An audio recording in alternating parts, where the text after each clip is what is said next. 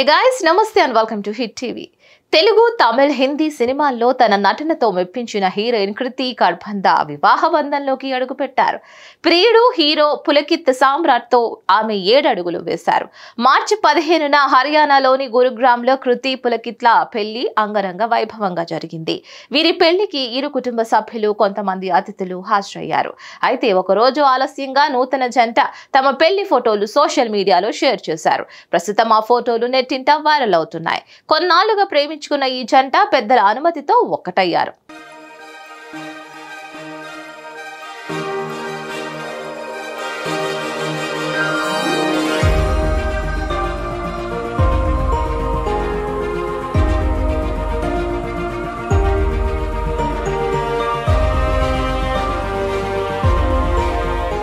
తెలుగులో బోని సినిమాతో అరంగేట్రం చేసిన కృతి కర్బంద తీన్ మార్ ఒంగోలు గీతతో మంచి గుర్తింపు సంపాదించుకున్నారు.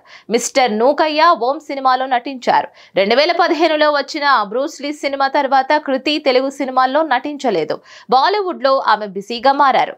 తెలుగు తమిళ కన్నడ భాషల్లోనూ సినిమాలు చేసిన బాలీవుడ్ లోనే కృతి ఎక్కువగా పాపులారిటీ తెచ్చుకున్నారు. పాగల్మంటి షూటింగ్ సమయంలోనే పులకిత్ సామ్రాట్ తో ప్రేమలో పడ్డారు. కృతికి ఇదే మొదటి వివాహం కాగా పులకిత్ కి రెండో పెళ్లి.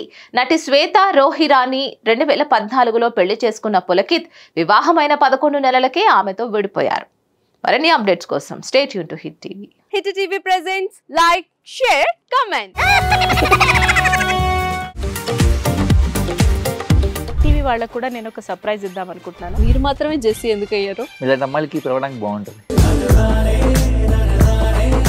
చందు సాయికి like you and have a జనాలకి ఒక పేరు నచ్చిందంటే దీనికి ఒక ప్రాసెస్ ఉంటుంది.